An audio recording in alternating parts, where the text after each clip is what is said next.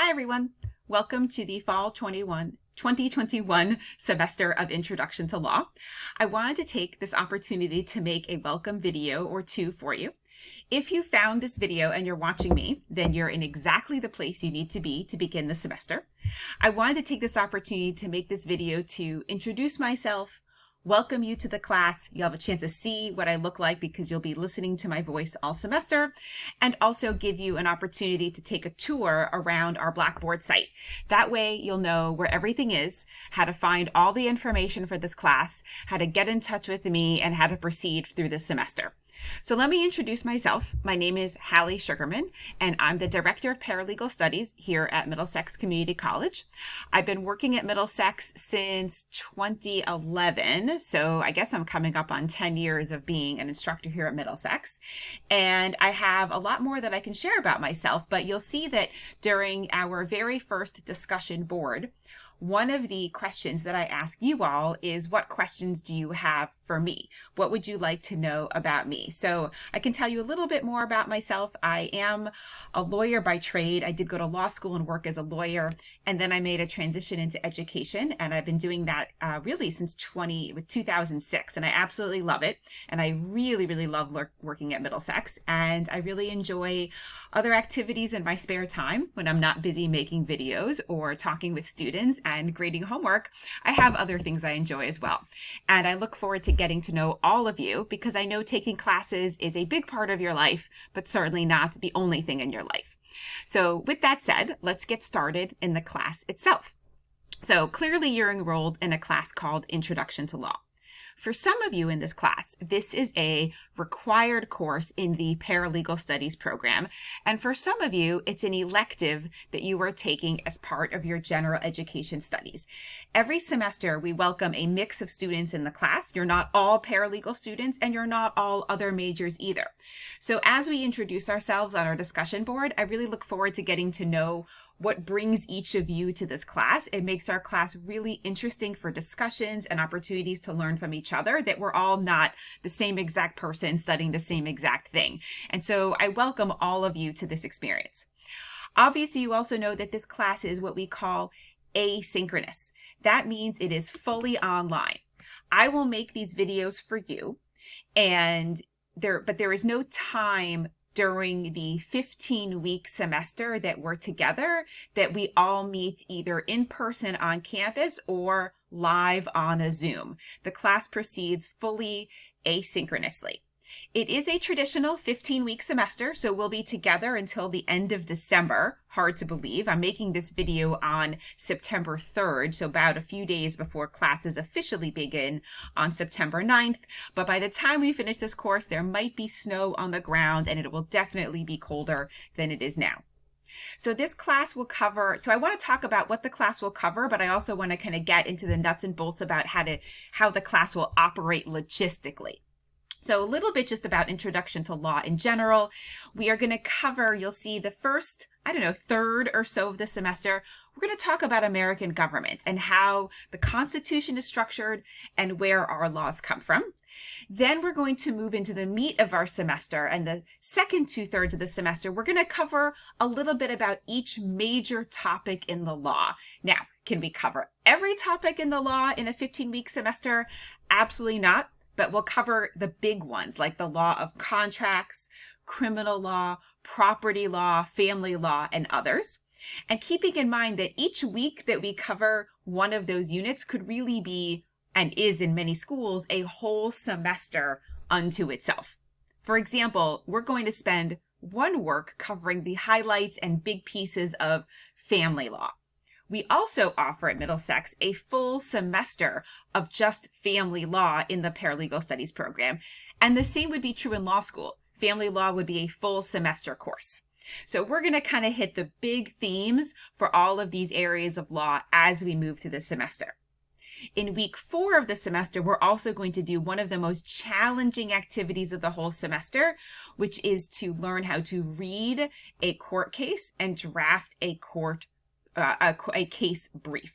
I promise you'll be prepared. We're not doing it during the first week of classes, but in week 4, and it will really set you up for understanding how the legal profession operates and how courts make law. So that's just a really brief overview of the content we're going to cover this semester. So let's talk a little bit about how it's organized. As I mentioned, this is a traditional 15-week semester. So that means each week of the semester, we're going to have different topics. So you'll see over here on the left-hand side of your Blackboard page, you'll see a section called Announcements. I'll get back to that in a second. But if you scroll down, obviously you started here with the Start Here button.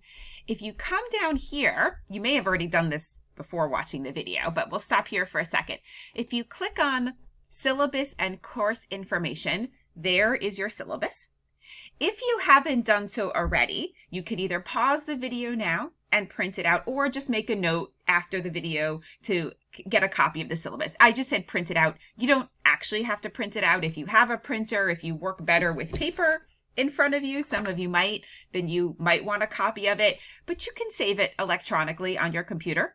It is a Word document, but I also usually upload a PDF of it as well, so that you have both at your disposal. Here's the information about how to contact me. So it really kind of goes without saying that we're still in the middle of a pandemic. As I make this video, the Delta variant is still out there, and so we're kind of in this hybrid situation where I will be on campus a little bit during the fall 2021 semester, but not back to my regular on-campus hours like I was before the pandemic. So if you would like to get in touch with me, which absolutely I welcome, just because I'm sitting here behind a computer screen does not mean that I don't want to talk to you, that I don't want to get to know you, answer your questions, anything. Just send me an email and we can make a time to get in touch. So that's kind of my way of saying that email is actually the best way to reach me. I don't sit in my office at Middlesex, and so I don't answer my phone there, although you can leave me a voicemail. But send me an email. I'm happy to set up a phone call, a Zoom. If you'd like to meet on campus, we can make arrangements to do that as well. But I am fully accessible, so don't be like afraid to reach out. I mean that like sincerely. We call it office hours, but what we really mean is time to check in with your professor. And I do just want to stress that, because I'm a real person. I have clearly a job. I have a family. I have a lot of obligations outside of work. And I truly know what it means to get overwhelmed. And I know what it means to get really busy and feel like there's like a mountain of work in front of us and just not enough hours in the day to get it done. So I'll just take a minute here. I'll say this a few times throughout the semester, but I really mean it. Deadlines are important, schoolwork is important, but so is your own mental health, and so is your ability to be successful in this class. If you find at any point that you cannot meet a deadline, or something has come up that you need to take extra time on something, please let me know. We'll talk in this class about how important deadlines are in the law, and they are. You don't want to miss a court deadline, because then your client's whole case can be thrown out. So I don't mean to say don't be disrespectful to deadlines, or do this class just on your own and turn everything in December. Please don't do that. We'll talk about that in a minute. But I just mean to say balance this class out with the rest of your life. Take a look at the syllabus carefully.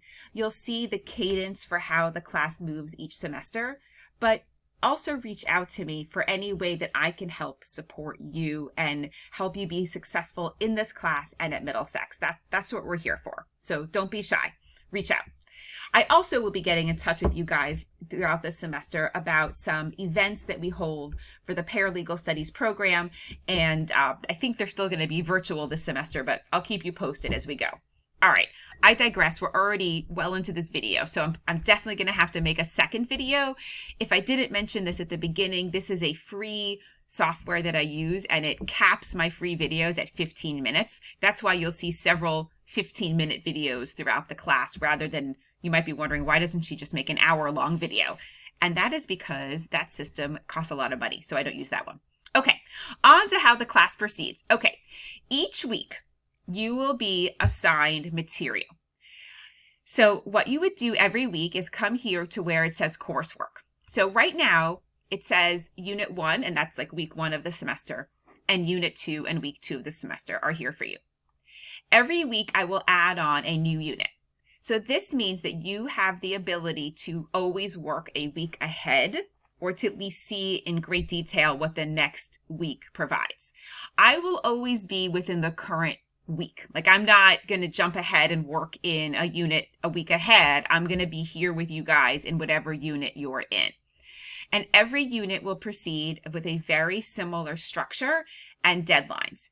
There's only 2 exceptions to the deadlines, and let's just make a note of these now. The first week, because we don't start classes until the 9th, which is a Thursday, that first week is short. And then the week of Thanksgiving, I actually make that a 2-week unit so that there's time over Thanksgiving to decompress and spend some time with loved ones, friends, family, or just take a break during the semester. So that the deadlines are extended then. Otherwise, the deadlines are exactly the same every week. So you can very easily fit this class into your schedule because you'll know every week exactly what is expected of you.